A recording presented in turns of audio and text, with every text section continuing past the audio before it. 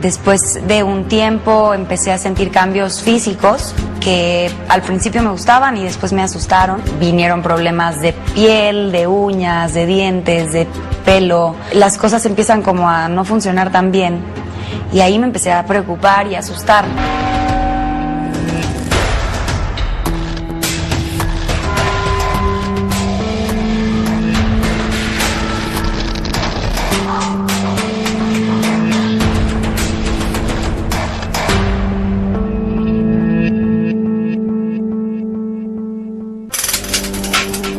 A pesar del éxito mundial que disfrutaba la popular cantante y actriz mexicana, Anaí, exintegrante del grupo RBD, ella también fue atrapada por esta enfermedad.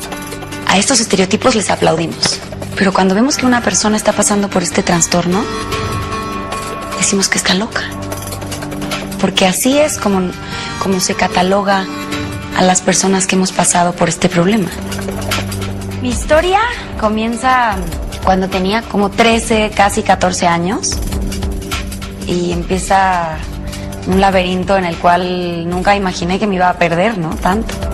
Uno empieza a hacer una dieta por aquí, que una cosita, y a sentirte un poco mejor cuando alguien te dice, estás más flaca, ¿no? Y te ves bien y tal. Y en mi caso, pues siendo una persona famosa y una persona que la gente conoce, pues yo lo veía como algo normal, ¿no? Porque había que estar muy bonitas para salir en la tele. Uno como artista está en el ojo y en la mirada de muchas personas. Para mí ese fue el gran trasfondo de todo, porque a esa edad en la que uno espera como el pertenecer con los amigos, en este caso con la gente y con los medios y con tanta cosa, uno busca pertenecer. Y pues a mí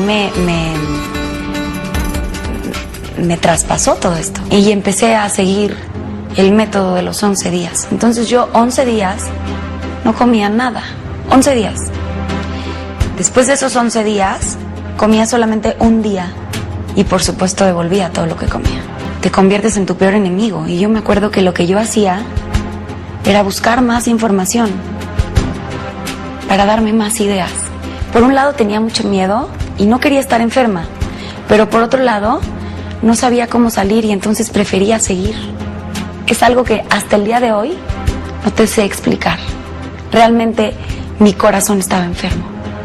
A mí algo que me preocupa muchísimo hasta el día de hoy es que Internet está lleno de información, libros, revistas. Cuanta cosa quieras buscar, encuentras la información. Y a esa edad, yo volteo ahora en el tiempo y me veo cuando tenía esos 14 añitos, 15 o 16, cuántas chicas y chicos el día de hoy no están pasando lo mismo que yo, buscando y encontrando esa información. También creo que influyó el que a lo mejor en ese entonces me estaba haciendo falta un abrazo. Obviamente, como en la mayoría de los casos, el silencio era lo que siempre me acompañaba, ¿no? Y no lo hablaba con nadie, ni permitía que nadie entrara en ese tema, ¿no? Y sobre todo lo más fuerte es que le empiezas a hacer mucho daño a los que más te quieren. Y yo no aceptaba absolutamente nada. Por más que uno ponga resistencia, en algún momento tuve que llegar al doctor. Y ahí me diagnosticaron con anorexia nerviosa. Para mí era muy difícil aceptar lo que me estaba pasando y que estaba enferma, porque en ese momento ya estaba muy atrapada en el laberinto, ¿no? Yo trataba de hacerme la fuerte y de estar bien y de, bueno, sí, me diagnosticaron esto, pero todo está bien y yo voy a salir y ya sabes, como no quería de pronto aceptar el miedo, el terror que tenía. Y fueron pues noches muy fuertes, días muy, muy, muy largos, meses, años muy fuertes en los que cada vez era más difícil poder seguir viviendo, ¿no? Y yo me veía al espejo y me acuerdo que yo misma me decía, ¿en qué momento te convertiste en esta bruja? Y me decía, te estás matando, ¿no? Sola. Llegó un grado en el cual ya, bueno, yo pesaba 36 kilos. Mi cara era completamente otra, mi complexión, mis brazos, mi mirada, mi forma de cara, mi boca, Era un monstruo, ¿no? De verdad era un monstruo. Y estuve como 2 meses pensando, sintiendo que me moría. Y yo cada día despertaba y decía, ya hoy no la cuento. ¿Por qué no me defendí a tiempo? ¿Por qué no puse una pausa a tiempo, no? Cuando todavía tenía fuerza. Porque en ese momento yo me sentía ya sin fuerza. Y yo me acuerdo que rezaba y decía, Dios mío, perdóname, por favor, perdóname. O sea, no me hagas irme ahorita, ¿no?